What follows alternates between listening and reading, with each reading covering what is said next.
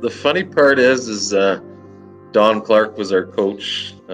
Unfortunately, he's not around anymore either. But he would always just say, "Stay out, don't come off the ice." And then I remember I had a back injury when I came out of camp in Toronto, and I had to take the first 2 games off. And I got 8 points my first game when I came back. 8? And 8, yeah. And Banham had a breakaway for 6 goals in the game, and he missed it. And I was like pissed off. I'm like, "You idiot!" Like, he's like, "Don't worry about it. We'll get more goals." But yeah, we went on quite a ride. That was a year that I was kind of went in the dumps because of I didn't get even invited to World Juniors, and I was the leading scorer in all Canada at that time. And then I guess the guy in Kelowna, I won't say his name, but he was the head coach for World Juniors. Everybody could figure it out, but he thought we took too much time on the ice, and we were told to stay on the ice. So it kind of was a conflict. But then we went on a run, and we just I made a little bit of money from Toronto for being the leading scorer in Canada. So it was not too bad. That was former WHL scoring champion and Maple Leaf prospect Mark Deyell, and you're listening to the Up My Hockey podcast with Jason Podolin. Just watch me now.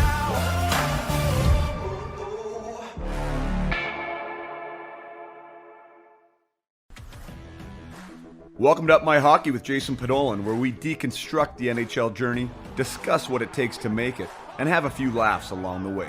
I'm your host, Jason Podolin, a 31st overall draft pick who played 41 NHL games, but thought he was destined for 1,000. Learn from my story and those of my guests. This is a hockey podcast about reaching your potential.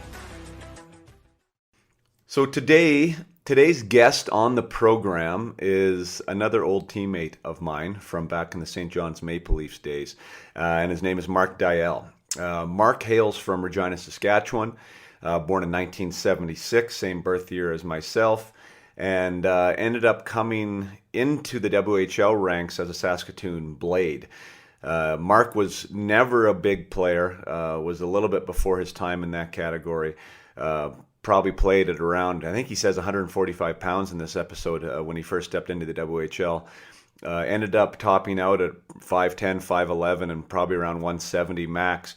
But that didn't stop Mark from getting it done, as you can see from his from the back of his hockey card, where he led the Saskatoon Blades, not only the Saskatoon Blades, but the entire WHL in scoring his 3rd season with 159 points in 69 games. Mark put up 61 goals, 98 assists for 159 points, and that mark has not been beat since he put it up in 95-96. No one has surpassed his totals. Their line in Saskatoon was ridiculous. It was Mark in the middle between Clarke, Wilm, and Frank Banham. Clarke Wilm went on to actually take the NHL games played crown between the three of them. Clarke put up 50 goals on his own right there that season. Frank Banham threw up 83 goals, another number that hasn't been beat since Frank put it up there. Frank was a super fast player, a really good shot, lethal scorer. Mark loved to pass the puck, and Clarke just loved to crash the net. He protected those two guys, and he went into the corners, and obviously had good enough mitts in his own right to put up 50, which is no small feat. However, back in the day, you wouldn't have imagined that Clarke would have been the one that went on to the the NHL success that he did. Of course, taking nothing away from Clarke, he was a heck of a player and a gritty player, and I played against him, and he was tough as nails, and he deserved every game that he got. But it's just funny how we assume sometimes that the talent and the speed and the guy with the best shot is the one that's going to end up playing in the greatest league in the world, and that's not always the case.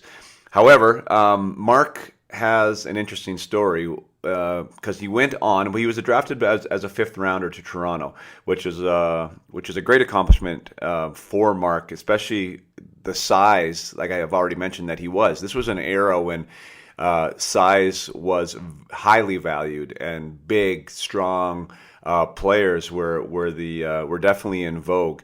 and it was harder to get around and to get through and to get recognized by NHL scouts when you were on the smaller size. But Mark still was able to go in the 5th round. Came into St. John's and made the St. John's Maple Leafs. Led the team in points in his 2nd season there. I was fortunate enough to play with Mark a little bit with my time there. But after I got traded, actually that's not true. I'm going to rewind the story. So when I was in St. John's with Mark, it was both of our 3rd seasons there. Mark had a really unfortunate incident where he was driving the puck into the offensive zone, got tripped up from behind. When he did that, his skate came up and caught the defenseman in the face. His name was Jeff Libby.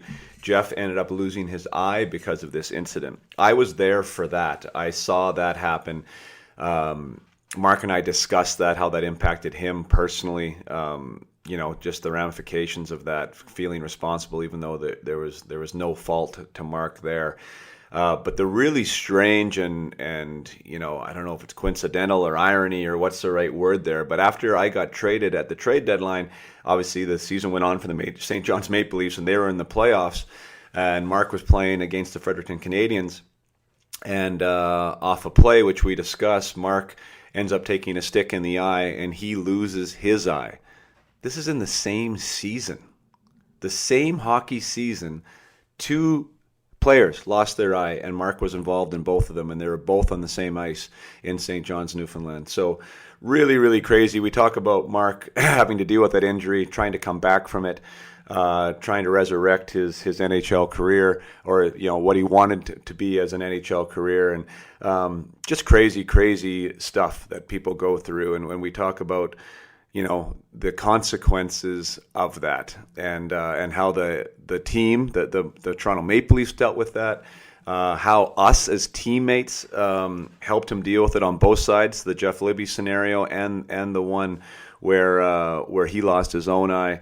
And I think you'll hear from the interview that I'm proud to say that hockey's come a long way. I think that the situation would have been handled much better in today's 2021 version of hockey and the culture that's around there. But back in our day, there really wasn't much support on the emotional, mental side. And, and I, for one, apologize to Mark for not being more aware of that in the time. The human element of what was happening there, I think was overlooked by a lot of us. So lots of good stuff in this interview. I hope you're going to listen to the end. That's where Mark talks about his, what happened to him and his comeback and all that good stuff. So without further ado, I bring you my former teammate, Mr. Mark Deyell.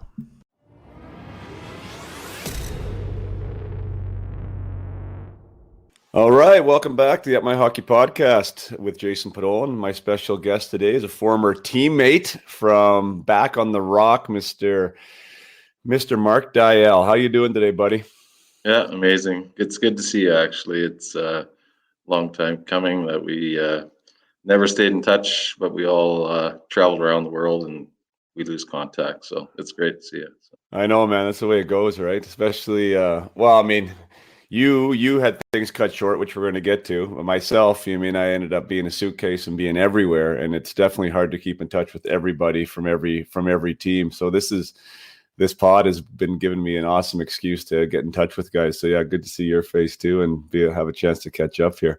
Sorry, I'm in the garage. So yeah, I got kicked out when the kids out of school and the wife at working from home. So. Hey man, we know our place, right? We know our place. Yeah, man, you got a really interesting story, and I know it's a story that maybe hasn't been told, so I'm kind of excited to get into it. Just with how it ended, of course, but also how it started, because even in looking in the research here, we played against each other in the dub, so we were from that same draft class. We got drafted in 94 together. So I knew all about you, even though you were out east, just because you could see the points you were putting up. And to this day, maybe you know, maybe you don't know, but no one's passed the 159 that you put up that year. That mark still holds. Not that it's the highest mark ever in WHL history, but since you've put 159 on the board in the 95-96 season, it hasn't been touched. So definitely want to chat about that because, a friend of yours and a friend of mine still, Frank Banham, was your teammate there then. You guys obviously had some chemistry. He went on to some good things too. But let's go back even before that, Dees, and like before you got to the Blades. What was where were you at and where were you playing? Well, I think the biggest thing back then, and it like I do, it was all about size and how big you were. And if you weren't 6 feet tall at the Bantam draft, you like weren't even noticed. And I remember the day that my dad said, "Hey, pick Brandon, pick Regina, pick Moose Jaw, pick Saskatoon. Where do you want to go?" And I picked Moose Jaw, and then all of a sudden a phone call came from a buddy in Regina that I used to play with because I was living in Winnipeg for a year. And he's like, "Come to Saskatoon." And my dad was cheap.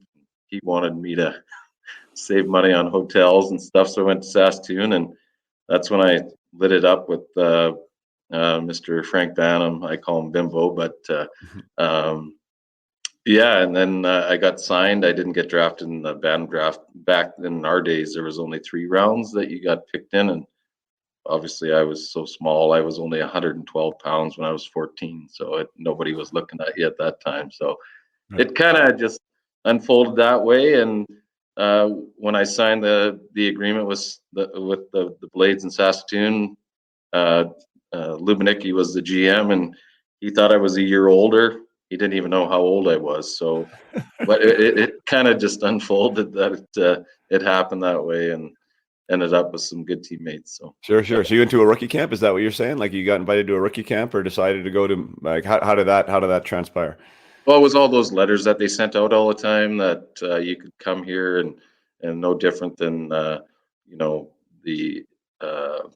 BCHL that used to send them out, and they wanted just players to be on the rink to pay for the ice time kind of thing. But yeah, I got lucky, and things worked out pretty good in Saskatoon. So how was that camp though? So I mean, so you're small at the time. You mean now you're 5'11"? Well, you're 5'11". Is that where you ended up at? I try to say 6 feet, but sure.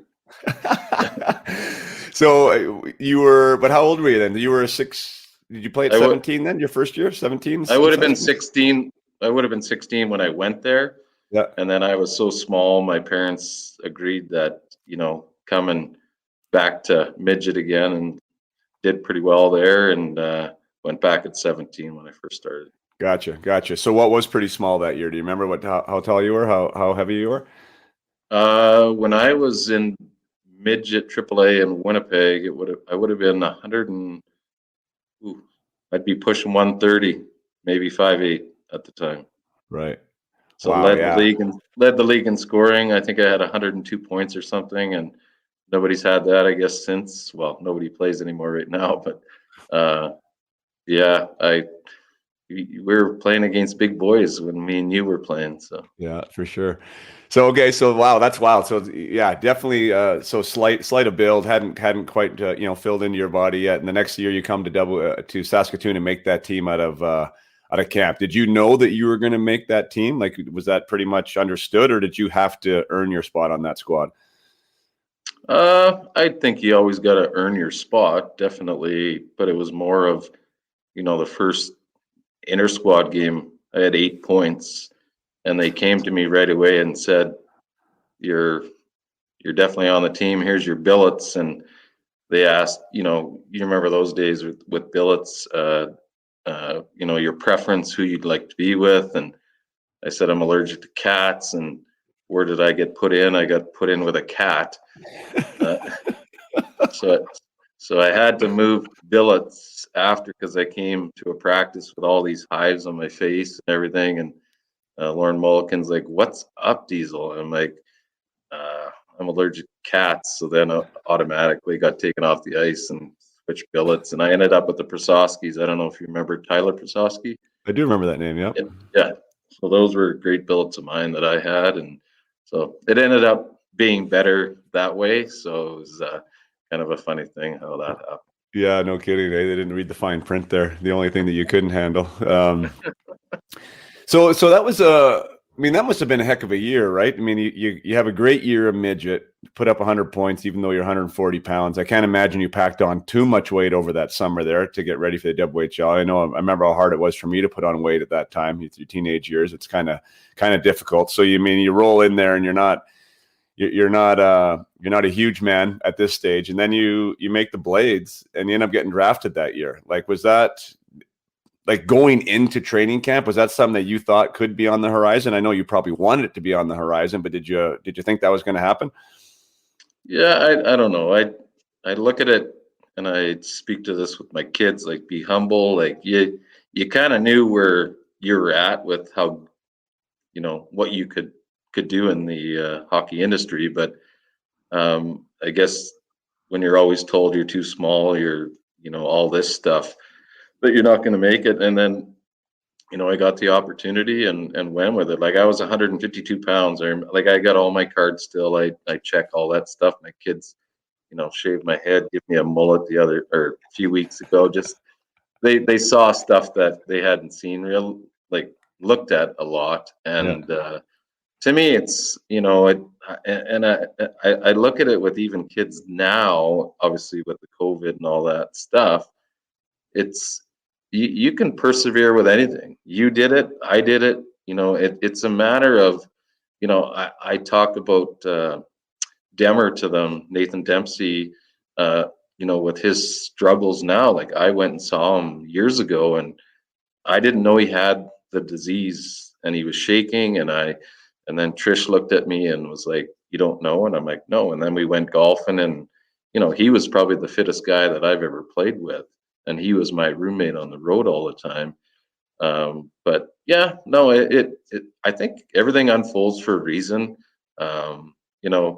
You meet great people. It just sucks that we live so far apart from all the people that we played with, because I think when you get in the locker room, that is your, like, life. You get the humor, you get all the jokes, you get all the fun, you get all the, I guess the run and gun that you got a little bit in your heart that you want to kick butt, right? And that's what I miss from that part of it. So. Oh, sure. Yeah. I mean, I think that's the competition is one thing. I think, guys are often quoted as saying, they miss the ability to compete, right? Like, that's, where do you get that, right? Where do you get that? It's hard to find that elsewhere. Some guys find it, in business, but obviously it's a different type of competition, right? That you're in there. So the competition is tough. I mean, as far as the other thing goes, it's like the family, right? It's like the showing up at the rink, and it is those relationships and the jokes and the time on the bus and all that great stuff that I think that most of us remember most fondly about our career. But yeah, I mean, but back to your draft year though, boss, like, I mean, you talked about it was a bigger era as far as being a hockey player was concerned. Korea had come before us. There were some guys that were playing, right, that were smaller, but it was a hard racket being small, without question. One, because it was hard to perform if you were small, just the way that the rules were and everything else. But two, definitely not that fondly looked upon by scouts. Yet you were able here to go 5th round, 126. In that draft year with these guys, kind of first laying eyes on you. So I think that's pretty impressive in and of its own right. Was that something that at what point did you know you were going to get drafted, and where did you think you were going to go going into that draft? Yeah, I never knew I was going to get drafted. We did really well to get to the final that year against Kamloops. We played against, and I always tell people now, on that Blazers team, there was 14 out of the 20 that played in the NHL. So we had kind of a plugger team. Obviously, I was a small guy. I didn't even have an agent at that time. And I don't know if you want to talk about agency. I did it for 11 years and all that jazz. But, I had no clue what an agent was. And my GM just said, use him. And he was one of the bigger dogs. And, agents are, I don't think they're needed at a young age, but your parents get you to the level that you're at. I think they're the most important people, but at the same time, that was kind of the trend that started when we were younger. And then now you see agents that are looking at kids that are 11 and 12. And, I got out of the industry. It was just a grind and a tough battle. But yeah, Lauren Mulliken pushed for me, I guess, to get drafted. I wish I didn't get drafted because I went in the 5th round, and I think it would have helped out for the following year. But things fall into play. Right. So you didn't know. So going in, you hadn't had any interviews really. Like you weren't really watching the hockey news, or your name wasn't really mentioned there. Is that what you're saying? Like after the season, then all of a sudden you got the phone call from Toronto, and there you were, a 5th round pick. Yeah, I did do a few interviews, Anaheim, Washington, the typical ones that always were around Saskatoon area because they had their scouts and all that jazz. But to be honest with you, I was sleeping when I got drafted and got a phone call. And what did that feel like? Were you pumped? Like, man, now you're saying you wish you didn't, but I'm sure at the time you weren't. Well, maybe I don't know. How was it when you got that phone call? Yeah, it's an honor to get drafted. I just knew, and it like I do, that there was no salary cap back then, and you kind of knew where you wanted to get drafted. I thought I was going to Anaheim because they were just starting up then. The guy came and met me, and the funny thing is, I got drafted before Alfredson, and then Turco went before me, and Dallas was supposed to take me, so they had 2 pretty good careers. So I don't know. I look at it, it's a thrill of a lifetime. Obviously, getting drafted, no matter if it's 1st round or 5th round, it's just you look at the opportunity, and it's no different than business. That if you're in the right place at the right time, that's your shot. Yeah, no, for sure. After the draft, leading into camp that next year, you went to main camp with the Leafs. Yeah, and my line mates were Ty Domi and Chris King, so that was I knew I didn't have to worry about anything on the ice, but would have been nice to play with Sundin and all that. But yeah, it was just more of the opportunity that you're playing in the Gardens back in the day, and you're looking at the history of what transpired there, and there's not many kids that get an opportunity to do that, and I was lucky enough. But just you see how they went about their business, and you go out for supper, and there's people trying to buy them drinks and stuff, and they have more money than anybody in the bar probably. So it's kind of a it's a grateful thing. Do I regret having to retire early? Yeah, it sucks, but stuff happens in life. So yeah. So any big memories from that camp? I know, like, for me, there was a lot of eye openers. Being around NHLers, right? Like for the first time, and some bona fide ones there in Toronto. Like you did have some big names there. You got to play with Ty, which is cool. He was my roommate on the road actually when I was with them. So I knew Ty a bit too. But did you get any exhibition games that year, or how'd you feel about the game? I guess Yeah, I remember. One experience I had, because I only played 7 exhibition games, but we were flying into New York, and I was sitting beside Glenn Healy, and I said to him, "Why are we going so early?" And he's like, and this is when I got my nickname from Bird Dog, Diesel, and he's like, "Diesel, like, we're going to New York. Do you not know the traffic?" I'm like, "No, I'm from Saskatchewan. I've never been to New York." So we were there like 5 hours early, and it took us a long time on the bus and everything to get there off the plane. And I'm like, and then I thought I was playing against Gretzky, no word of a lie, and Idol, obviously. And he had an injury or something, and then he was in the stands. And then it was so dark there. I don't know if you played at Madison Square before, and you couldn't see. And so play the game or whatever, and you see Janet Jones and Gretzky in the stands, and then that was the game that I played with Kyprios. That was his last game that he ever played, when he got in the fight with Vanderbush. Mm. You remember that? I was on the bench. So you're playing with me on that game? I guess. Oh, okay. Well, that's the game that I played there. So, yeah. Right. Yeah. That's wild. Yeah, no, isn't that crazy? I didn't know you were on that. I mean, yeah, I was on the bench when that fight happened. So that's when we were sitting in like chairs in the dressing room. I'm like, we're in the NHL and we're sitting on a chair. Do you remember those dressing rooms? How bad they were? That would have been. That would have been 99, probably. Yeah. Yeah. Yeah. I Well, think that's no, it would have been 98. okay. Because I was playing on Bahamas's line, and oh, can't remember the Czech's name, but whatever, doesn't matter. Right. Yeah. Yeah, that was for those of you listening. If you haven't seen that, I mean, not that well, maybe you don't want to see it, but it was one of it was ugly. It was Yeah. ugly, Rick, really ugly. Kipper took one, then he took two, and just a pool of blood, and he was limp, and it was a tough. I think it might have been that year, but I'm not 100% sure. Oh no, he was. No, yeah, I think it was probably that year. Anyways, I got to play against Mario and Gretzky. So in my 41 games, I got to play against those two guys, which is pretty cool, I guess, to be able to say. But I actually picked off a saucer pass from Wayne in the neutral zone. It's one thing I'll never forget. I didn't know what to do with it after I did it, but it was pretty cool to pick off a pass from Gritter. You tried to collect the puck after you did that? Yeah, exactly. I wanted to just leave the ice with it. So that next year, so you come back, so you have your experience at camp, you come back with the Blades, and then you put up 100 points that next year, which was obviously a big step forward, and just must have been having first line minutes, I assume. Then you were kind of the go-to guy. Is that when you started playing with Frank? Yes. Well, I kind of played with him a little bit in the rookie year, but not. I was on the third line then, and then moved up to the first line with Wilm and Banham. So once again, it was traveling lots. The grind coming out west was tough because you're playing 7 games and 9 nights and all that jazz, and tough boys and lots of fights, and to bring up things of the past of people like Belak.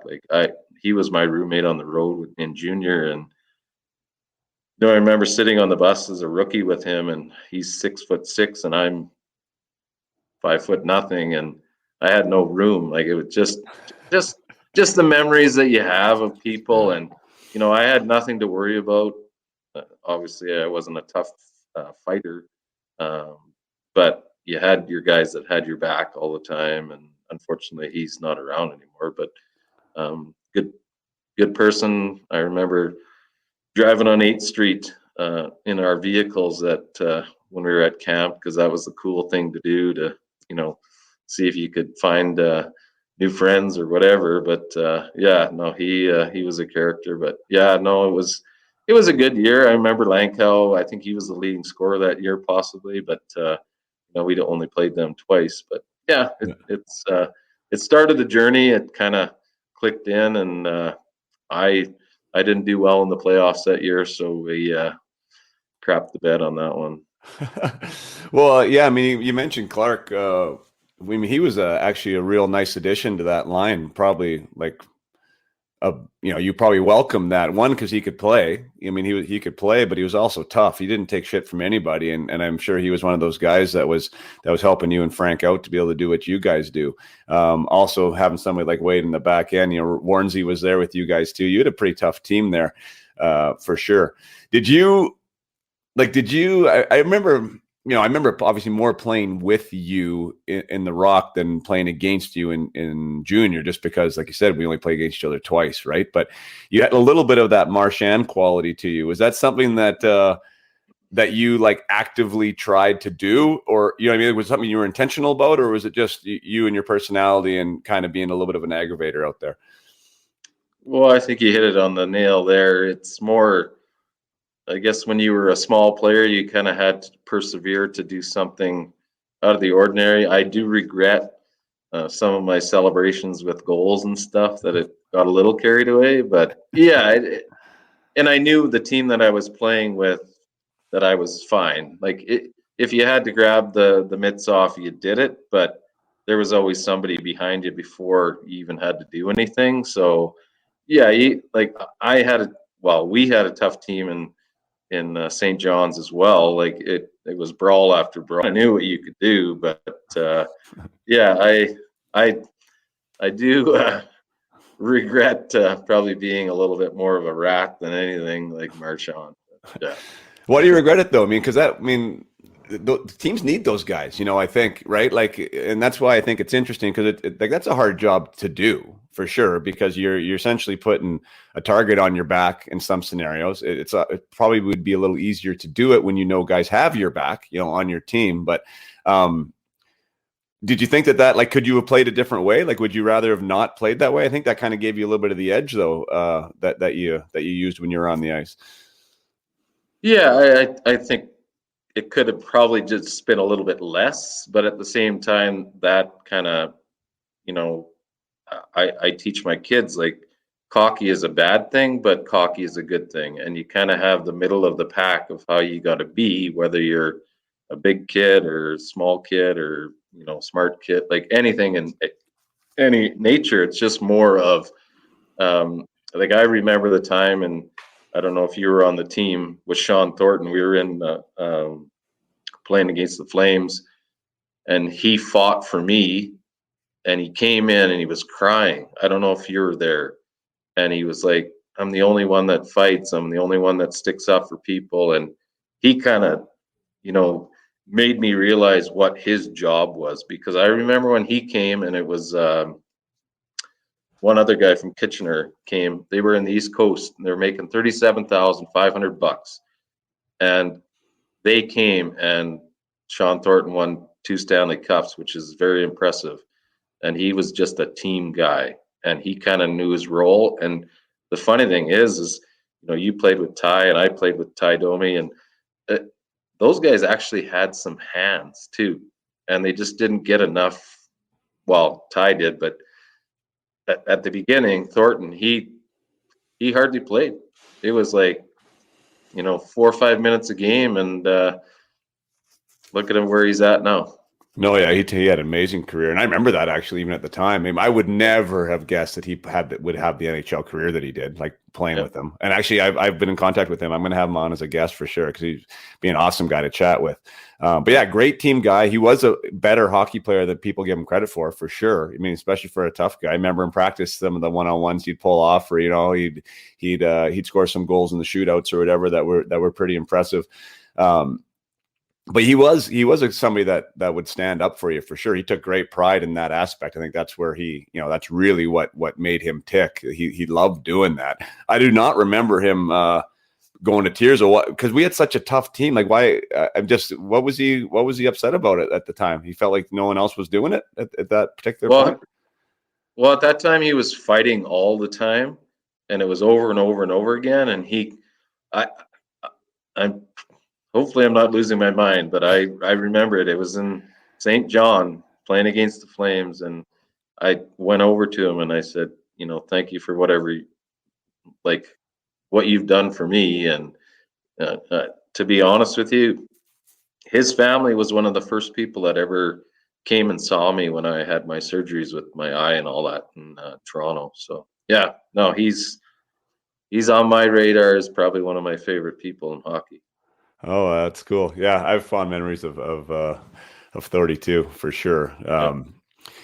It was, he always wanted me to fight more. That was funny. I remember him and DJ, like they were always like, "You got to fight more." Which maybe I should have. I mean, I guess I don't know, but I mean, I'm not sure I really wanted to listen to 30 at the time. Right? I was like, you need to score more, man. Don't worry about me fighting more. Oh man. Anyways, well, let's talk about that last year. I mean, the year where you led the league. You had what do you have 60 goals? I think you had, and Frankie had 79 or something ridiculous. Yeah, he had 83 and I had 63, I think. Yeah, holy smokes. Yeah, you had 61 and 69 games, 159 points. And Frankie, I'm going to bring it up here. 83 goals in 72 games and 152 points. Like, holy smokes, that must have been a hell of a ride that year. Tons of fun, hey? The funny part is Don Clarke was our coach. Unfortunately, he's not around anymore either, but he would always just say, "Stay out. Don't come off the ice." And then I remember I had a back injury when I came out of camp in Toronto, and I had to take the first 2 games off, and I got 8 points my first game when I came back. 8? And 8, yeah. And Banham had a breakaway for 6 goals in the game, and he missed it, and I was like pissed off. I'm like, you idiot! Like, he's like, don't worry about it. We'll get more goals. But yeah, we went on quite a ride. That was a year that I was kind of went in the dumps because of I didn't get even invited to World Juniors, and I was the leading scorer in all of Canada at that time. And then I guess the guy in Kelowna, I won't say his name, but he was the head coach for World Juniors. Everybody could figure it out, but he thought we took too much time on the ice, and we were told to stay on the ice. So it kind of was a conflict. But then we went on a run, and we just I made a little bit of money from Toronto for being the leading scorer in Canada. So it was not too bad. Cool. I mean, just as far as you signing your contract, that was part of it. I had in my agreement that I got so much for being on the World Juniors and being the leading scorer and all that stuff. But gotcha. You look back at it and you go, coulda, shoulda, woulda, and I think in our times back then, if you weren't a first or second rounder, you didn't get picked to the World Juniors. Now they actually just pick for the best player, which is awesome. Yeah, for sure. Yeah, because Frankie never got invited either, I don't think. Because that was the year. I mean, I don't think it's a problem saying the name. It was Marcel Como. Like, we had a Western staff that year too, and it was a pretty Western heavy team. And I don't remember Frankie being at camp either, which is crazy. That almost sounds like what happened with Ray Ferraro there the year he scored 108 goals. He never made the team. That's insane to me. Mind you, I saw an interview with him talking about it, and he's like, well, you know what? As much as I would have loved to have gone and played for Canada, and obviously he was upset at the time, like, if he would have left, he would have missed a lot of games and he would never had the record, right? He wouldn't have scored 100 goals. So it's kind of interesting, right? I mean, like, how it all works. And kind of not to be forgotten about, we should mention, like, Wilmer had 49 that year. So what's that? I got a story for you about him trying to get 50. So we were playing in Swift Current, and all Frank and I tried to do was set him up, and he didn't score. And the GM comes in and just went hog wild on Frank and I. Like, why are you doing that? We could have played a different seed in the playoffs. So we ended up having to play against Brandon, who was the best team in the league. If we would have won the game, then we wouldn't have had to play them right away, and we lost out 4 straight. But all we did the whole game was try to get him a goal, and it didn't work out.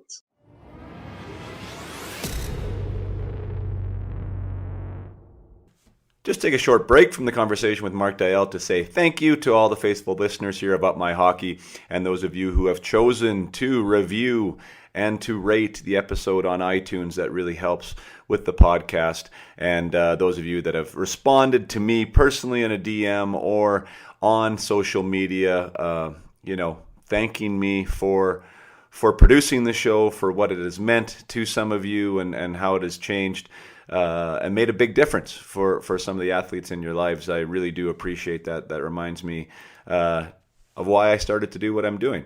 If you want to follow me on social, definitely do that. I'm active on Instagram at Jason Podolin, and also have started a YouTube channel that is growing quite successfully. So if you want to see clips, full interviews with the video, other teachings that I have, YouTube is a good place to do that. And if you are a hockey parent, we've created the best community on Facebook for that. It's a private parent group called Up My Hockey Parent Group.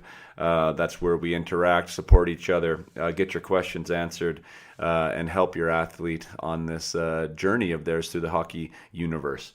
So once again, Instagram is a great spot at Jason Podolin, YouTube, Up My Hockey, and Facebook at the parent group, Jason, or Up My Hockey private parent group.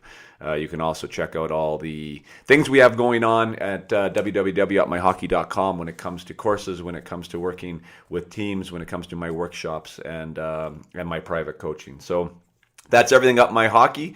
Really appreciate you guys being here today, and now we'll get back to the episode with Mark Deyell. Oh man, but yeah, what is that? I mean, quick math, 104. That's like almost 200 goals. We had scored. Yeah, I think we had over 80% of the goals, just the three of us. That is nuts. But you said like how many minutes were you logging a night, do you think? Oh, easily over 30, 35. Really, hey? Yeah, we hardly ever played our fourth line ever. So yeah. Right.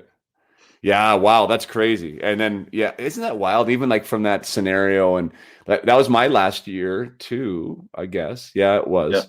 Yeah. And like Babcock always played everybody, right? Like I had one game, and that's a funny. I don't think I've ever told it on this podcast. So I had a game, my last game of the regular season.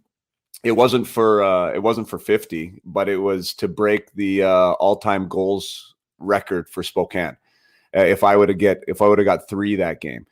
And Babs knew that. And Babs, like, for whatever reason, like, I think that's just more his coaching style. Like, he didn't lean on anybody, right? So we were the first line. I'd have first power play, but I would rarely ever play over 20 minutes, right? It was more like 18, 19, kind of more traditional kind of style.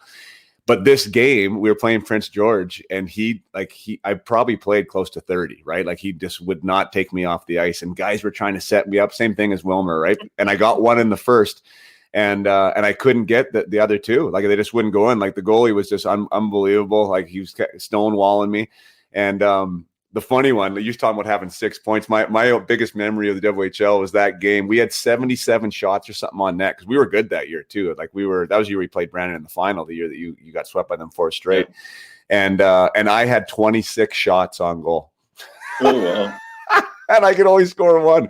So the boys Babs were trying to get me out there, and the boys were setting me up, and I had over 20 shots. And I mean, that, you know how hard that is to do in a game. It doesn't say much for my scoring prowess in that particular night. But anyways, fun memories to say the least. Did you play with my cousin Trent Whitfield? Oh yeah, in Spokane. Yeah. So we have a pretty good family background. Myself, Trent, and then Scotty Hartnell. We're all cousins. So. Yeah, there's kind of a family tradition. Hopefully, the young kids coming up now can do something. So awesome. Yeah. Does Witter have kids now? Yeah, he's got 2. Yeah, he's down in Providence. Sweet. Is he working with the club there? He's the assistant coach there. Yeah, he was in with the Hitmen for a couple of years in Calgary. Yeah, and then he moved back. I think Mrs. Bear wanted to get back to the U.S. and Scott's got 2 kids now, and he's living, I want to say, in Philadelphia. So, yeah. That's awesome. I'm going to have Witter on as a guest. He'd be great to chat with. Yeah, he ended up having a great career. You know, he played the game the right way. Another guy that kind of, like, that surprised me a little bit, and I'd say it to him, talking to him, you know, like what the career he carved out was pretty impressive. You know, he was a good junior, but I wasn't sure that he'd be an NHLer, but boy, he did what it took to get there, and had a good little ride. It's awesome that he's still involved in the game too. Yeah, I think he fell into the right spots where the coaches liked the style of play he played. It's the same as Wilm. Like, Frank and I talk all the time, and we're like, how did he play all these games and we didn't play hardly at all? I'm like, he couldn't even skate, but he fell into the Sutter mold, right, in Calgary, like tough. Penalty kill, score 10 goals, done. Yeah. And good for him. But it's crazy when you look back, and when you get older, you get a little bit more sentimental on things of going like, how did I not make all this money and these guys did? And but it's there's one stat I always look at. If anybody beats me at 159 in the next year or whatever, that's what I kind of, just as a fun thing to do is. Yeah. Well, this Connor Bedard might, buddy. Yeah. Well, hopefully he does, and then I can just not look at it anymore. So. Yeah.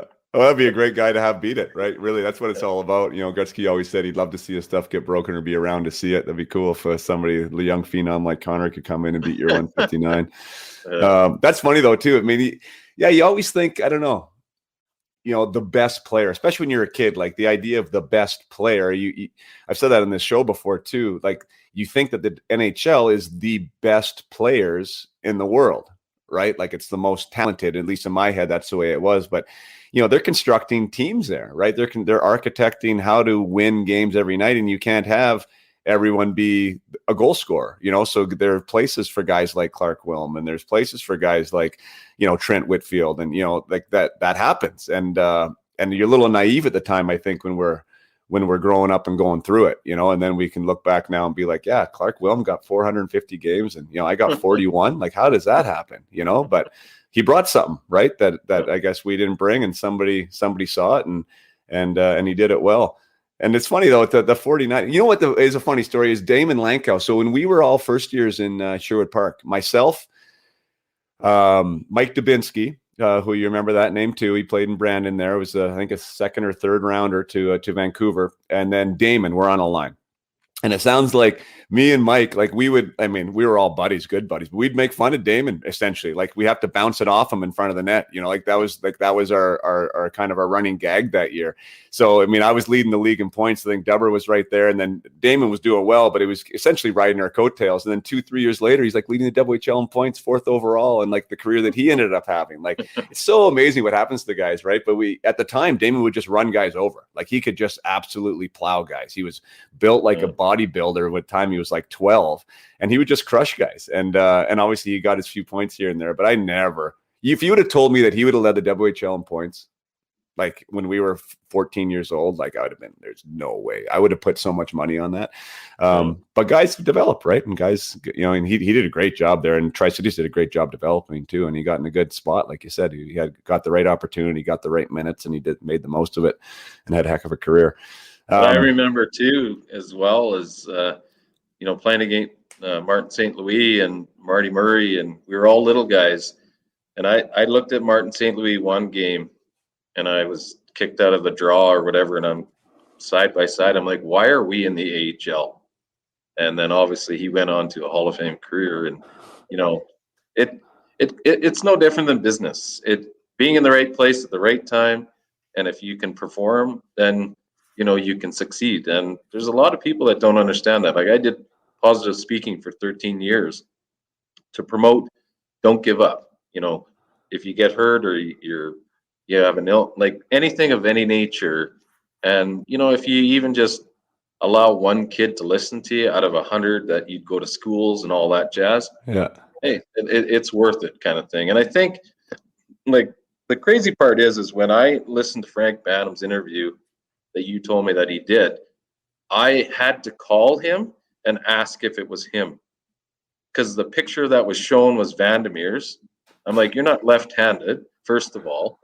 And I said, you were dumber than a brick wall back in the day. And he spoke amazing. Like I was shocked. And, that's just how you catch up on times with your buddies and stuff. But I didn't even know it was him, because I said that picture's not you. They had it posted or whatever. Yeah. And then he's like, yeah, that's Vandermeer. And that was me actually talking. And I'm like, holy cow. Because he was talking about the 3 in the tree, the car and all that. It's like, I could tell you stories about me and him, what dumb things that we did drive, even just driving to the rink. Are you talking about Terry Ryan's interview with him? Whoever that one that you told me that it was that he did. But yeah, it didn't sound like Frank at all. Didn't sound like Frankie.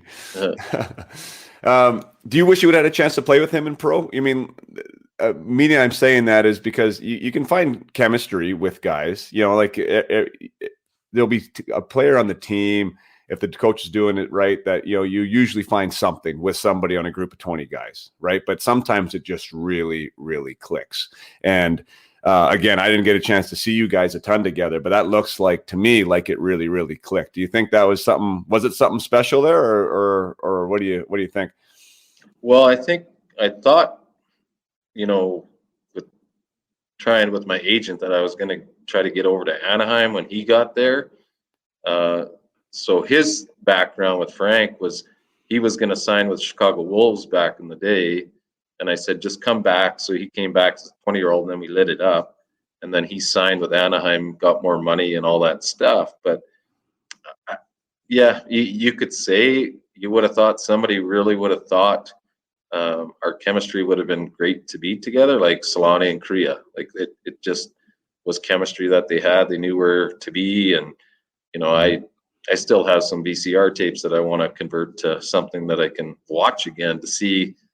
Because it to me back then, the WHL was the easiest thing that you did. It was just fun. You were a kid, and we were making, I don't know, $52 every 2 weeks or something. I had my own stick pattern.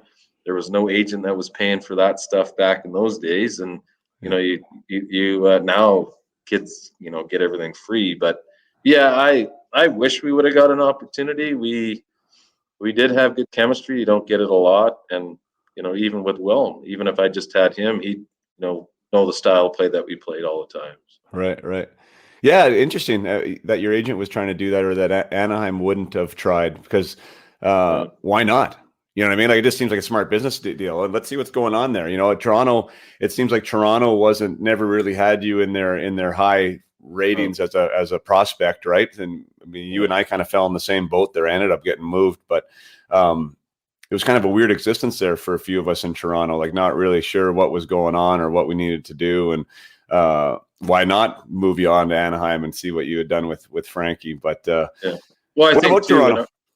In our time too, that there was no salary cap, so we could be sent to the minors all the time for 3 years, and it didn't matter. Nobody could pick you up, anything of that nature. And now, which is great, that these young kids, like, I watch, enough hockey and all that stuff, but like, these kids are unbelievable.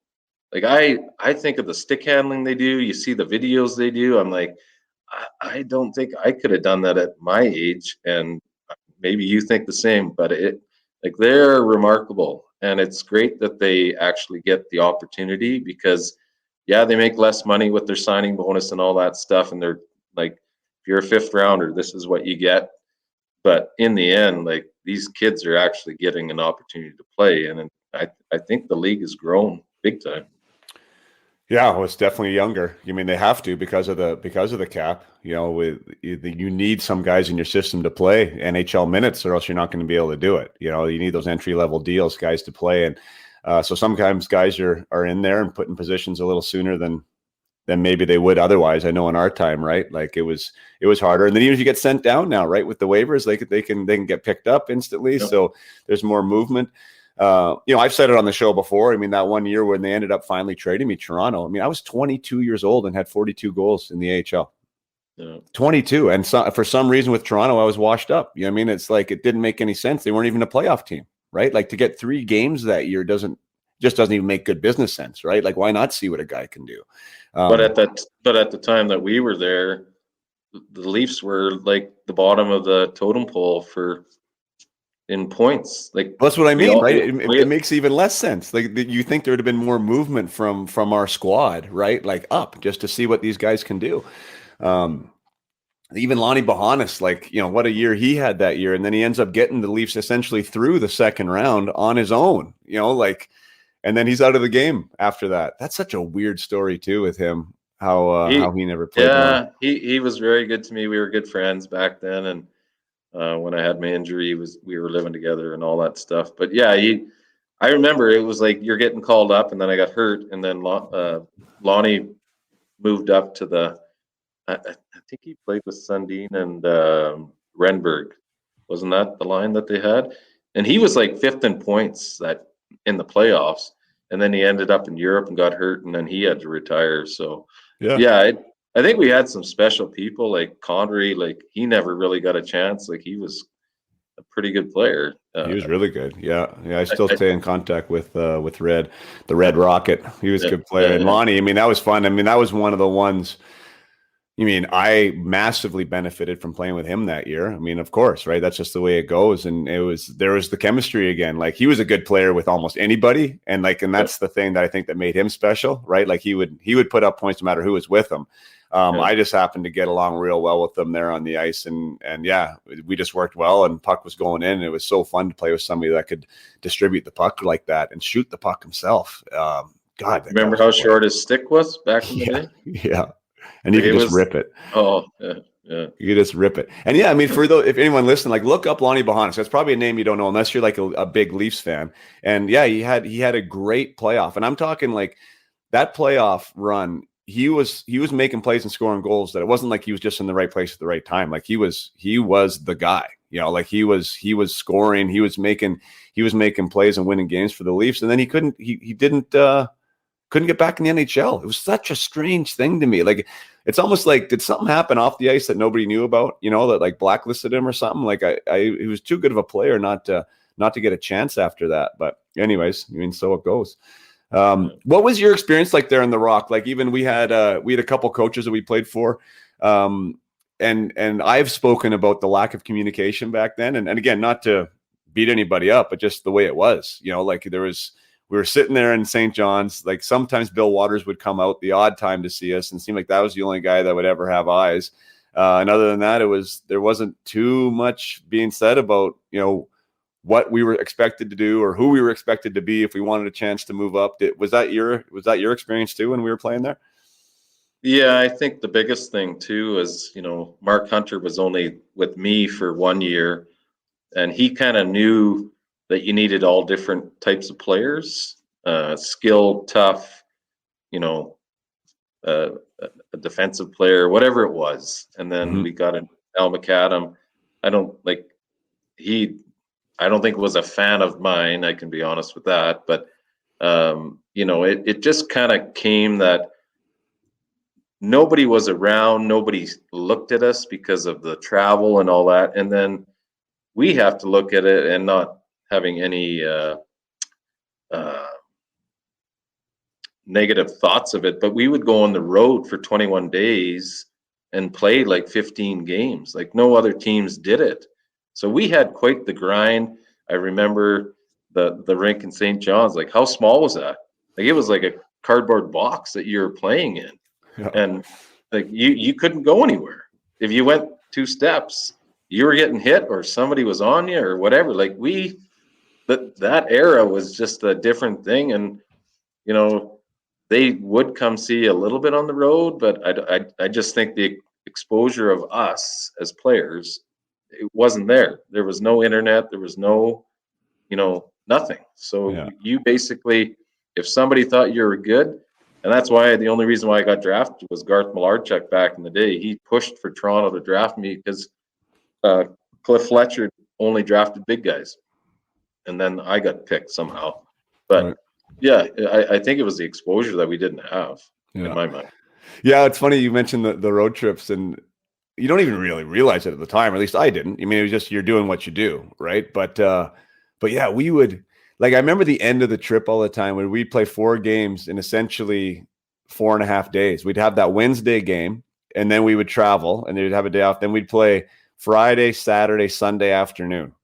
And it would always be different teams, different nights. And so and that's when teams would see you, right? So teams would be seeing you at the end of a 2-week trip, and you're having your 4th game in 4.5 days in an afternoon in Portland playing the Pirates.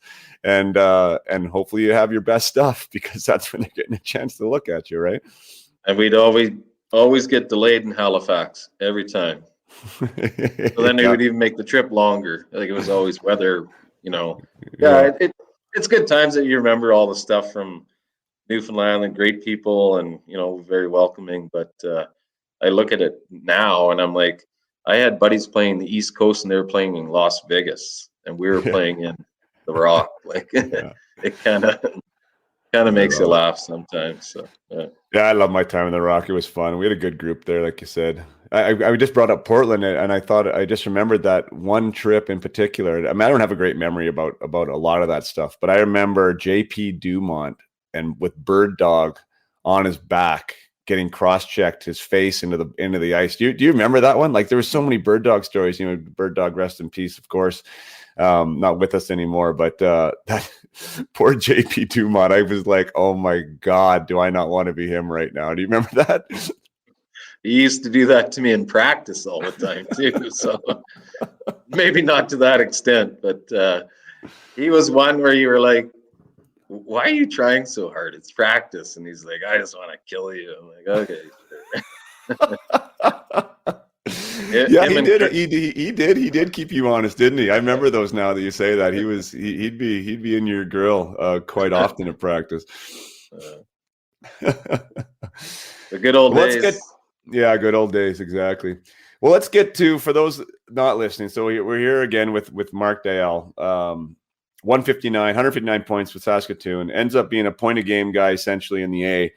And the year I get traded, and we spent some time together too on lines here and there. I mean, as would happen, and we did have some success together as well. I remember my rookie year, the year I scored 30 goals, was mostly with you playing. So I definitely had the benefit of some good centermen. But that 1989-1999 year was weird in two sense.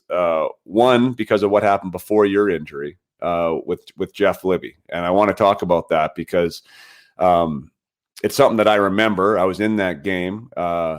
Jeff Libby ended up having to stay the night, and his team left. And I remember going to visit him in the hospital. Never knew who he was, but he had nobody there. He was in St. John's, Newfoundland, having eye surgery, and ended up. I think we might have had a collection actually amongst the guys, and like brought in a ghetto blaster for him or whatever to play some music in his room. But take us back to that. So Jeff Libby, you're on a rush, and yeah, well, you give me the play-by-play of what went down there with that. Yeah, I try not to remember because it's not a fun thing to remember. I remember going and seeing him in the hospital and giving my condolences because they brought his family in on a private plane to be with him. But just got tripped up, and the back of my skate came up like a figure skater doing a pirouette. And obviously back then, not many people wore visors, and I honestly didn't even know I touched anybody, but it ended up him losing his full eyesight. Tragic. It still haunts me. I guess when you think of it, you've taken somebody's career away basically, and obviously it was accidental. I went to the ref, I remember, during the play, because there was all this, don't want to talk about it, but blood everywhere, and I said I didn't hit him with my stick. It must have been my skate. And it's you don't hear about it much, but it kind of was something that I always thought. And then I knew that game I was done. Like, I just was sick to my stomach. I remember him coming through our dressing room on the cart and stuff. And yeah, I contemplated honestly putting a visor on because of that. But in our era, we were always driven, a pansy wears a visor. And, who knows if it would have helped me out as well. But I look back and I go, you went to training camp, there was just a helmet. If you remember Nedved, he'd always ask for a visor. And you just were scared as a kid going into camp to go, hey, I need this, I need that. You just were excited to be there. And, I honestly contemplated wearing a visor after I hurt somebody, but I didn't do it. Right. Yeah, I mean, I can imagine how hard that is. I mean, but for everyone listening, like, I was there, and you said it was accidental. Like, it was completely accidental, and you didn't even, your feet you went forward and your feet went up the way it happened, right? And so it was like almost like a scorpion essentially scenario where your feet came up. You had no idea who was behind you, and it happened to catch Jeff, unfortunately, in the worst spot. So. Yeah, definitely nothing that you did wrong. It was just a hockey play gone wrong. It was a hockey play gone wrong. And I know at the end of the day that, you got to live with that as it being your skate. And, and I can imagine how hard that is. But I just want everyone to understand that it wasn't, that there was nothing there that you did. It was just the way it went.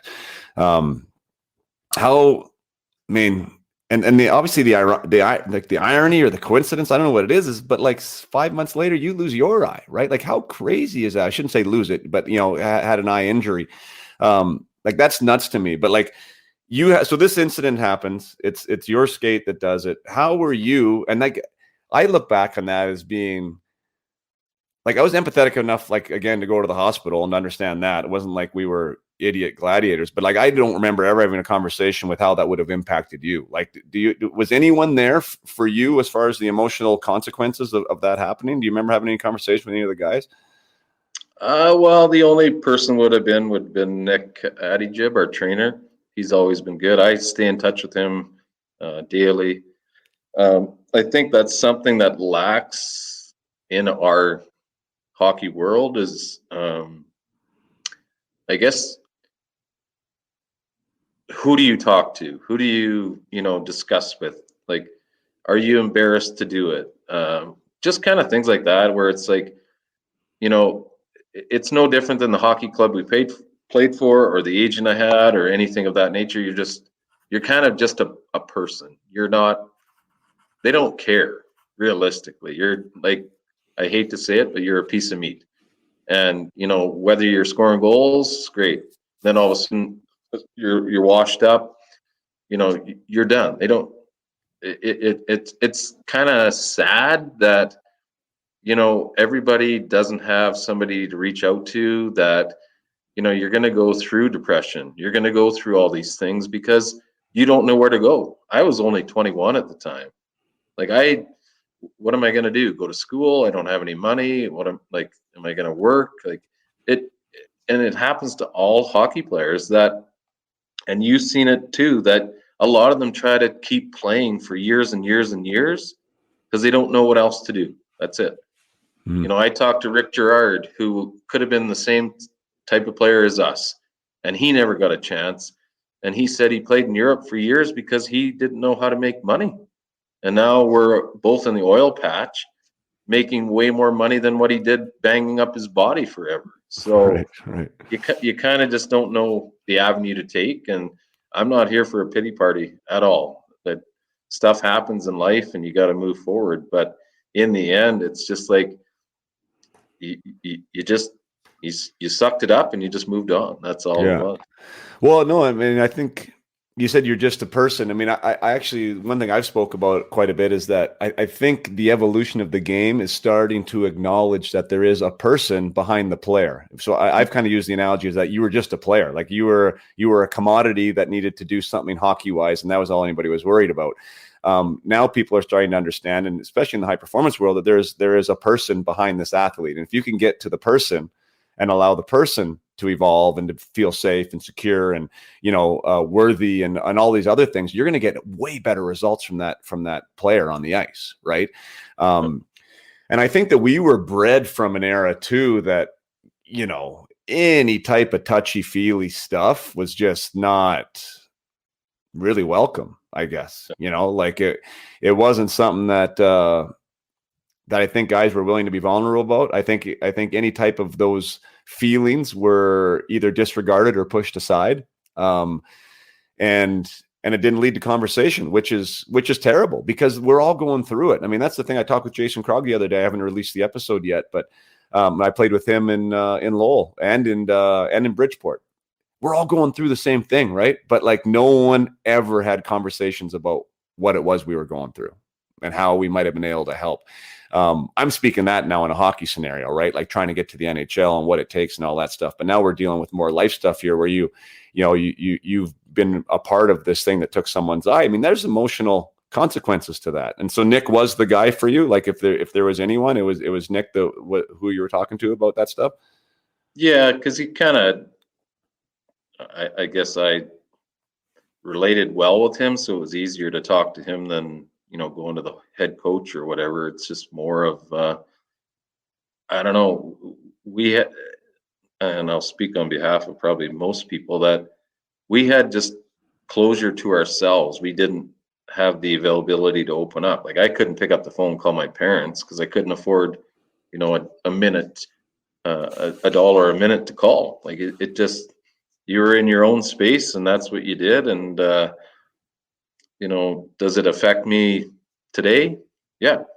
But, you have to try to get through it, which is not easy, whether it's 20 years ago or a year ago. It to me, if you don't have a heart, then you're not, in the right, I guess, spot in your lifetime. But yeah, we had nothing. We had no access to anything back then, and It's unfortunate. And I think now, I looking back at Nash talking like when he was in Phoenix, and everybody, all they talk about is all these tough guys dying.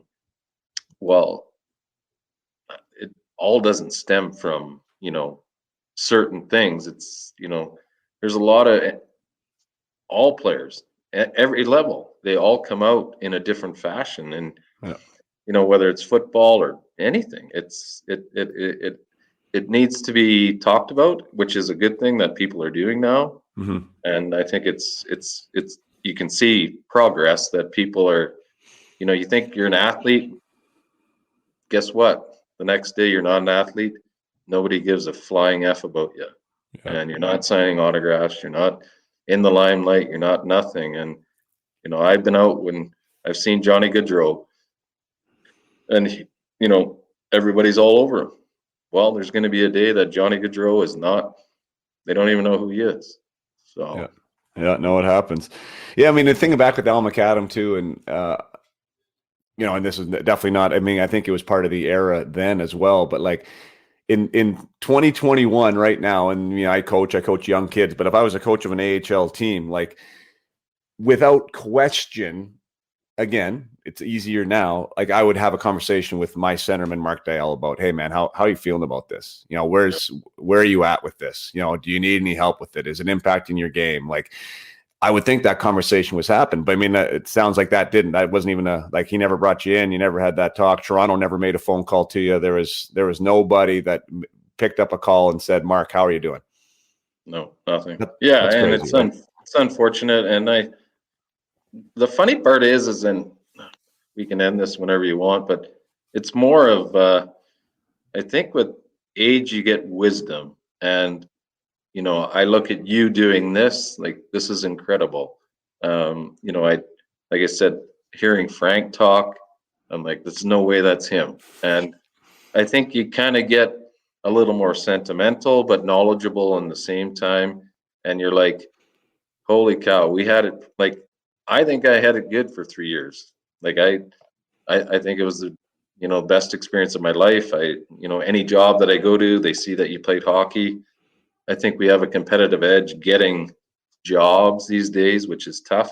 Mm-hmm. Obviously, COVID is the worst thing to deal with, especially with having kids and all that jazz. But in the end, it's more of, I guess, openness that we didn't have. You either liked some of your teammates or you hated them. Like you did.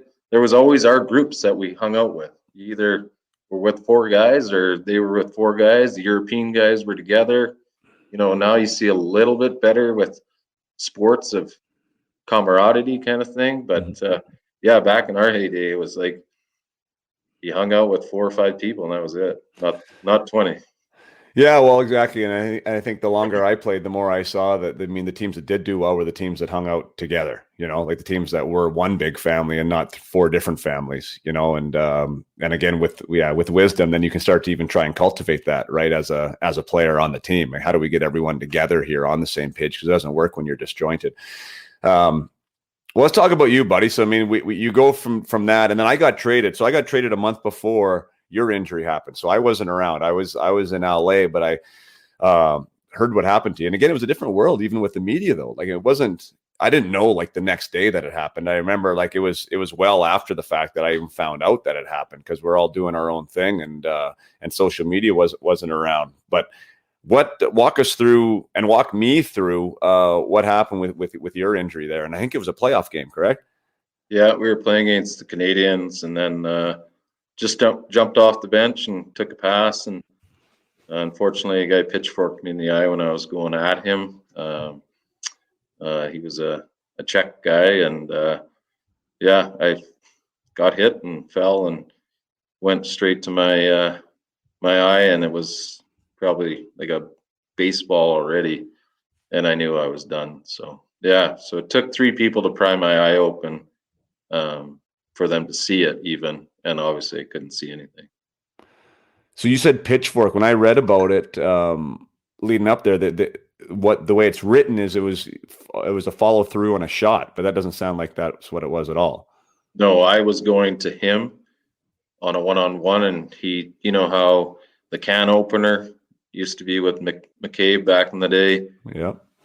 He just, I don't know if it was intentional or not. I think it was more kind of a jab to my chest that he wanted to do, but it was higher. Straight up in your eye. Not did it ever? Did you ever have any closure with him? Did he ever come say hi or say sorry? Terry Ryan, yeah, Terry Ryan brought him up to see me. Their head coach was Terry, and he tried to tell everybody not to come see me. So I respected Terry Ryan. Obviously, Western Hockey League player and Newfie and all that jazz. So yeah, he came up, but he obviously doesn't speak hardly any English. So it was honorable. I was more happy that Terry just said screw it to their coach and just say, hey, I'm coming to see you. Say Right.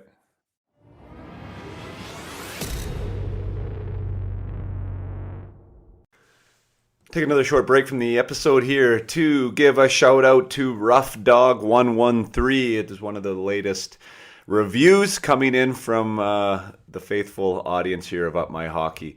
Rough Dog 113 gives it 5 stars. He says fantastic. I shouldn't say he. I don't know. He or she says fantastic podcast. I don't even think you need to be a hockey fan to enjoy this podcast. I certainly am, and I am loving hearing the stories that the players tell. It's very entertaining, but also educational and inspiring. I highly recommend the show. Check out the episode with Dave Scatchard.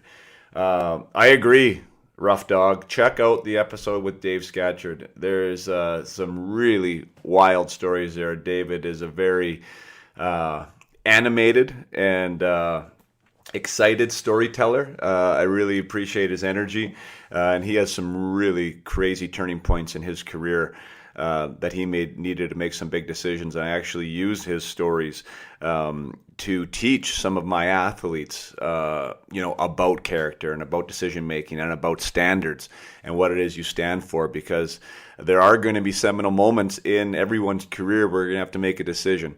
And hearing from guys like Dave Scatchard is one of those benefits of hearing stories from those who have come before us, and we can apply it to ourselves. So Rough Dog 113, thanks so much. I keep forgetting. I said I was going to read one of these every episode, and I just forget. But today I remembered. So thanks so much, Rough Dog. Keep those reviews coming in. It really helps promote the show.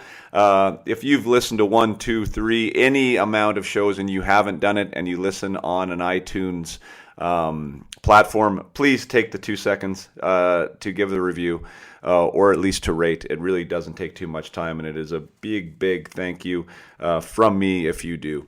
Thanks so much, and now let's get back to the episode with Mark Deyell. Yeah, well, yeah, like again, nice gesture. What was Terrian's? Did you hear what was his motive to not have anybody go there? You have to be tough. This is the playoffs. Don't go there, or what? Yeah, I heard, and I don't like to talk negative about somebody, but I was told that I deserved everything I got. So that was. Oh, wow. Yeah. Wow. From what I heard about him, I can believe it. I mean, again, I don't know either, but sounds like that would be something that could be believed. Well, how about the days after? So you say you knew something was wrong there pretty much instantly. What was your recovery like from that? And you went on to play games again. So how did you get to that point where you wanted to give it a whirl, and what was the vision like in that eye? Well, it's like 0.05. Like I might as well have a glass eye basically. So it's there. I've had surgeries numerous times, but no, I came home. The phone rang. My mom answered, and it was Finland calling to see if I wanted to go play in the Spangler Cup. And she's like, "No, you're retiring. You're going to get hurt." Or sorry, before that, it was Hamilton. That's who Edmonton called. Sorry, yeah, getting ahead of myself. But so Edmonton called, and then I went in. 1 sec though. So was your contract done then at the end of the year? Was your entry level deal done with Toronto? Well, they gave me the 4th year just because I was on disability, and then Edmonton called and said, "Would you want to come to camp?" So I went to camp the next year. So you missed a season then. So yeah, with the eye. Yeah, so you're out for an entire season. Were you skating at all, or were you just recovering from the eye? No skating at all. And then when Edmonton called, I hadn't even worked out, and I had like a week to get trained up, and so I did it. And then when I went to camp, the insurance that kicked in, they only gave me 20 games that I could have before I had to pick between insurance and playing. Mm-hmm. So I went in and I lied. I remembered the eye chart for 3 lines. So then I was considered that I had eyesight still in my right eye.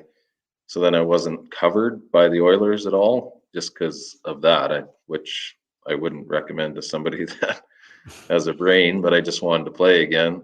So then played just in the inter-squad games. They gave me a chance to go home to decide if I wanted to go to Hamilton. Then went to Hamilton and I played with Pisani, Chimera, and Horkoff. And the coach is like, don't retire. I'm like, well, I have a choice for insurance or to quit. So then my parents we had a chat and I retired. And then I came home and then that's when I went over to Finland or Switzerland to play with Finland in the Spangler Cup. So that was your last games as a player? I played in the Spangler Cup as my last games, and then I got picked up by Davos, which was Pat Falloon and Lonnie Bahanis were playing over there. So they said, we need a player. So I played like 4 games, couldn't score. And then I just said, I suck, and I moved on.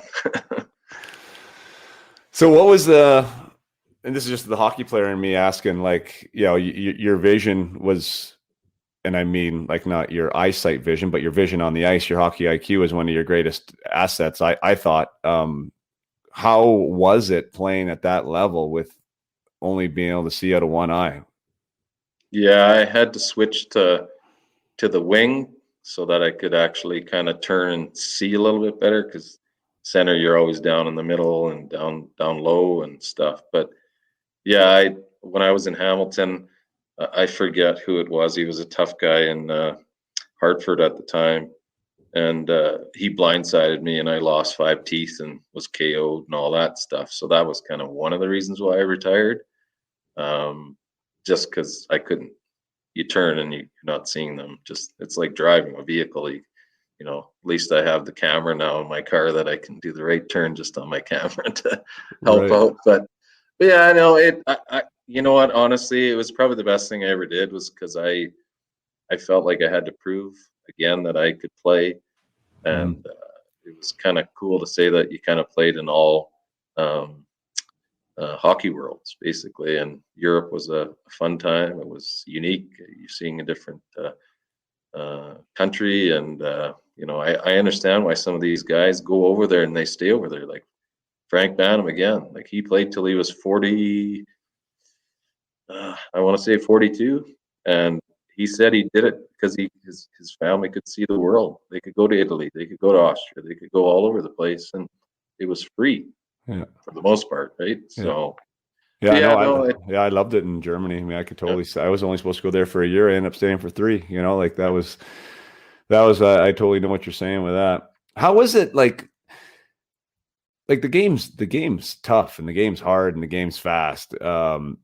You had the bravery and the courage to go back out there with one eye. Like, were you scared, for lack of a better word? Like that experience of having one eye not exist. Like, you realize that obviously you're blind, right, on one side, and that you're exposed. Like, was that?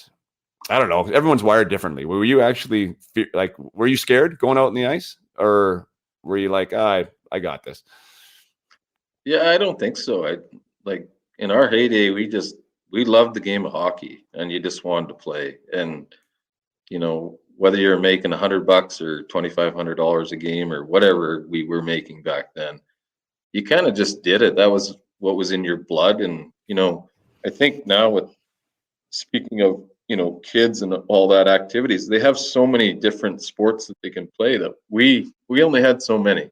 And if you were gifted, you were gifted, and that's what was in my blood, was hockey. And should I skate more? Am I fat now? Yeah. So, but it's more of kind of just what's in your genes. And I think, to me, if I look back at it now, it was like I wanted to prove to people that I deserved a chance. And Could I have played longer in Europe? Yeah, there's no hitting over there. There's no, like, the ice is like, you don't even know if somebody's out there half the time. But it, if I had to make a change in my life, it would have been I would have went to college and then go pro, because when you said you were 22, we still didn't have an opportunity. But a college kid comes out of school at 22, 23, and they're considered young still. I know. We were considered old because we had played 3 years in the AHL. That's how it was. Yeah. You'd No, I know. have, We just talked Carter about that and with all Froggy, those like, guys that would come, and yeah. it would be, oh, here's a new guy. Well, he's older than me, but yet he's the young guy. I'm like, this doesn't make sense at all. Yeah. Yeah, sorry to cut you off there, but that was exactly the conversation that we had with Jason Krog. Like, he came out as the Hobey Baker winner, right? He was never drafted. Hobey Baker winner of University of New Hampshire, best collegiate player in the land. He was a year older than me, and was playing. I was playing in Lowell, as was he, and I was like the wily, grizzled, washed-up veteran leading the team in points, and he had like a half a point a game that first year as a rookie. Yet he was just signed for over $1 million, right? Like he was the next thing, and it's just the way that it is. I guess the perception is the big thing. Yeah, I don't regret my time in Spokane at all, but I have said on here before, it would have been really cool to see what the journey would have been like on the other side of the ropes, right? Like, to do the university thing, allow yourself some more time to mature physically, mature mentally, emotionally, right? Like, less games, a little more time in the gym, and then come out at maybe 22, 23 and see what pros would have been like. It would have been I would like to have done that experiment, of course, but we used to, like, I remember getting like stuff from Harvard and all those places, and we just threw them away back then. We didn't even look into it. Now, if you get a letter like that, you're like, holy cow, this is awesome. But we didn't know stuff, like, we didn't know agents. We didn't know like all that. It was like, life has changed, which is good. But in the end, it's like crazy how different it is. That's for sure. Well, it was a longer journey, you know what I mean? And I know, Mo, you and I were in a little bit different positions in our draft year, like where I was being told that, you're going to be an NHLer essentially, right? And like, so the quickest way, I mean, you want to be there. I thought maybe I'd be there at 19, right? So of course I'm going to go to the WHL, and you have to make that decision as a 15 or 16-year-old, right? Like 15 years old, you have to make that decision. That's really stupid. I still think that needs to be changed. Why can't I play WHL hockey at 16 and still go get a college scholarship? I mean, like, that would have made it a lot easier, but you have to make that choice. And so as soon as you make that choice, the other dream's dead. Now you're a WHLer, right? And going the pro route. But I just want to bring it back just 1 second, just with the Toronto, with the Leafs, and like, maybe not that I need to shine a light on how disjointed they were, but like, your contract, you have a year left. Like, was there any discussion at all, like, through them, like, with this? Like, there was a business side to it, like with the insurance and you being out, but like, who was talking to you from them? Anybody? Like, after my injury, or after your injury, right? So you have a year left on your deal, you said, or I don't know exactly what happened there, but like, was there talks of like whether you wanted to continue? Did they talk about re-signing you? Was there any help at all with like the recovery aspect or any of that stuff? Well, it was kind of just, I knew that I'd go into the fourth year just automatically because of the injury kind of thing. But yeah, there was some talk, but like, not to any extent. It was more of, me, I guess, deciding when the right time was if I wanted to make a comeback. So I kind of went silent on them realistically because there was no communication. But like I said, it lacked communication, which I think is the biggest thing in anything, whether it's work or family or all that jazz. And we're all our worst critics that we don't do it enough and all that. But no, you know what? I could have been a wolf and just thrown out the door and said, go get him. You're on your own now, kind of thing. So, right. And I could talk about the agency thing for 5 minutes if you wanted, but that's another crooked business that a lot of families don't understand.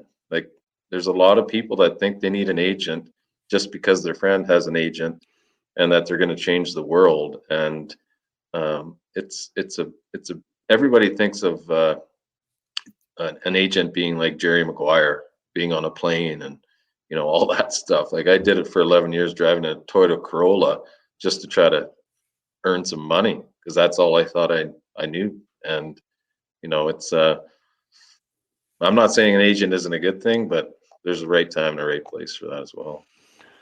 Yeah, I agree. I mean, it's such a competitive marketplace because it is a marketplace. Like these guys need players. I had a really good discussion with Joe Oliver. He's part of KO Sports, and I mean, I think Joe's amazing. I mean, the thing is, there's good, like in any profession, there's good ones and there's bad ones, right?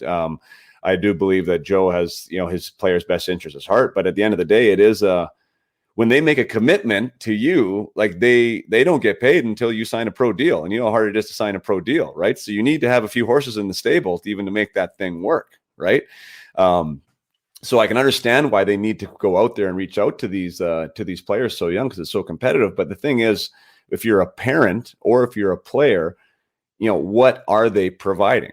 Do you need one, right? Like that's the whole thing is like, is it providing value to you at 14 to have an agent? And if you can answer the yes to that, and you think that there is a tangible benefit that's real, then by all means, right? Go ahead. But I don't think it's something you need to rush, and that's for sure. Yeah. And when I was meeting families and stuff, I'm like, okay, so I'm here to tell you that your kid probably won't make it. And they look at you like crazy. And I'm like, it's a 0.025% chance your kid would play any pro hockey. And they don't, they're confused. And I'm like, so have you met any other agents? And they're like, yeah. And I said, agents that give you stuff free now, they will make up if your kid makes it down the road. So instead of charging 3 to 5%, they're going to charge 7 to 10%. So if you're making $1 million, look at the difference of that. So I could give you sticks, and if I think you're going to make it, then I'm going to make money. But nobody looks at it like that, and no agents will tell you the truth because they know what they're up to. Instead of just doing their contract, they're going to be doing your financial, so they're going to charge there again. So there's always a way around stuff. Which, don't get me wrong, the agency thing was a fun thing, but there are certain groups that do certain different things that others can't or don't do. So, yeah, you got to have your eyes open, and it's I mean, it's a tough place to navigate, which is reason of the podcast and why I'm doing this, really, what I'm doing now. And we've spoken about it at length now is that communications thing. And you mentioned that there was no one for you to talk to. You talked to our equipment manager. That was your guy, right? It wasn't mom or dad. It wasn't your agent at the time. It wasn't the coach. It wasn't somebody on the team.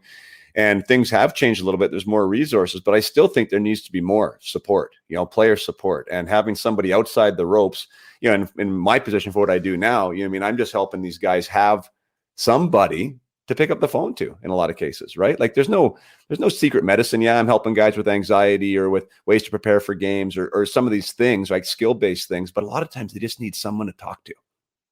Someone to pick up the phone, get an unbiased opinion, get some support, someone that just has your best interest at heart, period, right? Like there's no politics, and that can mean the world for some players. And I know it would have meant the world to me. At the time, I didn't know I needed it, but I think that's one of the benefits of reflection. And like you say, with wisdom and age, is like, that's what I needed.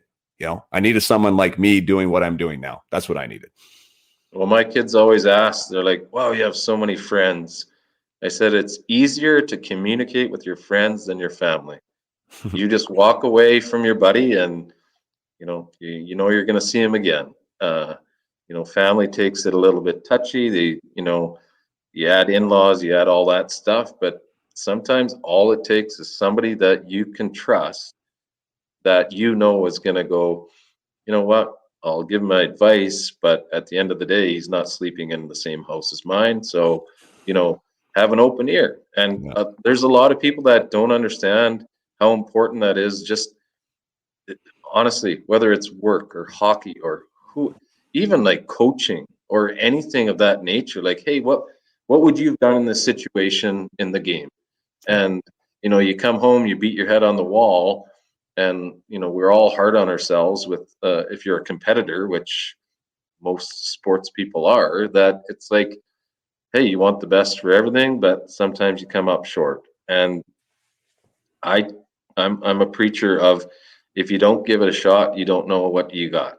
And there's the all in, you can be the best player, you can have the most points, you can have all that stuff. All that matters is, give it your all. And, do I ever think negative about hockey? Yeah, obviously, because I didn't get an opportunity to what I thought I should have got. But in the end, can I say that I hang my draft jersey on the wall and people look at it and they go, wow? I'm like, yeah, that was like umpteen hundred years ago.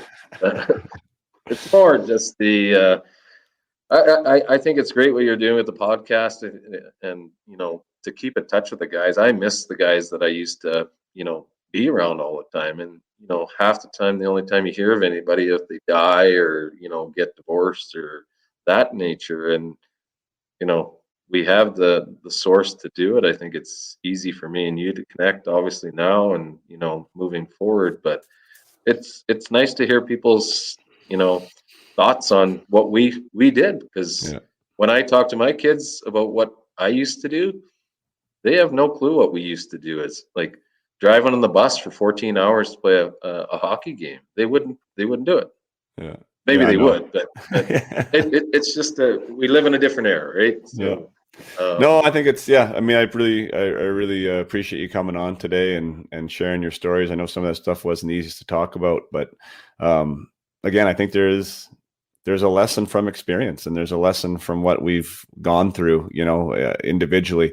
And whoever's listening to this right now, the idea of perseverance and the idea of coming back and the idea of that communication matters. Like, those are all takeaways from this that can benefit somebody. Like you said, when you're speaking, if you reach one kid out of 100 or 200 at a school, you've done your job, and that's sort of the way I look at what I do now. Is obviously the people that I work with one-on-one or even as teams, you have more direct contact and you're going to affect more. But the idea of the podcast is, your story and hearing to this might just be that ray of light, right? That inspiration or that motivation or some clue that, oh, you know what, I got to reach out to this person, or like whatever the case may be. I'm hoping this podcast is making the world a better place, little by little, story by story. And I think that I know that your story is definitely, it'll touch somebody. So thanks so much for sharing it today, Dees. Yeah, no, it's great. I truly believe that it's just one by one that you can try to help out. And, there's lots of people that have way more worse injuries than I did, and they still succeed and move forward too. So it's a growing process. Don't get me wrong. I'm not going to beat around the bush about that, but in the end, it's good to catch up, and we'll keep in touch. Yeah, no, thanks so much, man. Thanks for being here today.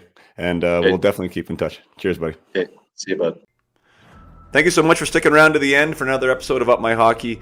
Mark Deyell and his story, really wild stuff. I've had a few conversations since we recorded this interview.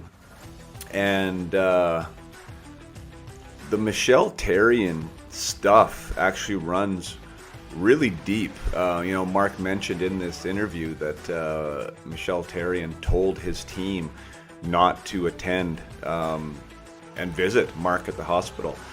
I guess there's many people there heard. I guess it was out in public that he thought Mark Deyell got everything that he deserved. I wasn't there, obviously, but from those who were, it seems like that was something that was definitely said.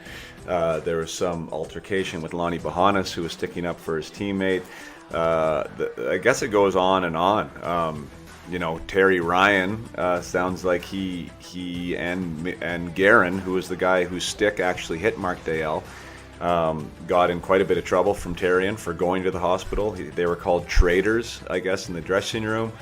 He was going to get sat out of the lineup.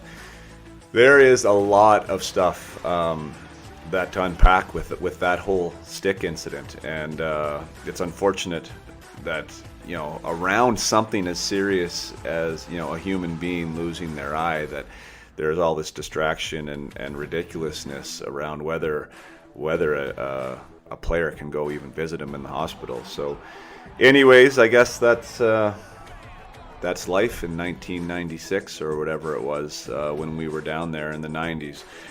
Things aren't now. Things don't happen now as they did then, thankfully, because some of those antics are definitely not needed.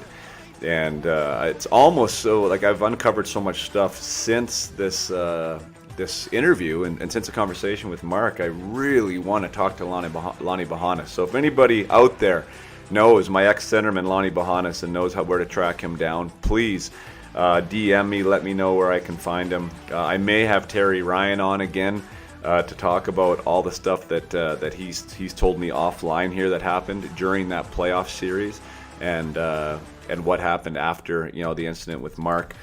And anyways, because I think there's some strange stuff there with the Lonnie Bahanas. He was one of the best players I ever played with in the AHL. One of the best hockey players I ever played with, period. And that season, he had 9 points in 9 games for the Maple Leafs after his exit with St. John's.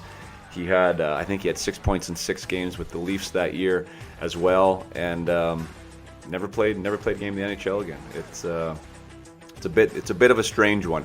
Anyways, I'd love to get to the bottom of it. So, like I said, if anybody out there knows Lonnie, by all means, get in touch with me. And Mark, if you're still listening, thanks so much for taking the time to share your story. Again, boy, I wish we were there for you better than we were. That is, that's something that I've thought a lot about since our discussion, and it's it's something that I'm not proud of. To understand the impact of that in that scenario for you. Like I said, even though it wasn't your fault, that you would maybe internalize that, and even the fact that it wasn't your fault, but it was your skate that took another player's eye, I'm sure that had a big effect on you, and I apologize that trainer Nick seemed like he was the only one there that would recognize that. So a lot of time has passed, a lot of water under the bridge, but yeah, I appreciate you sharing your story, and until next time, everybody, play hard, keep your head up.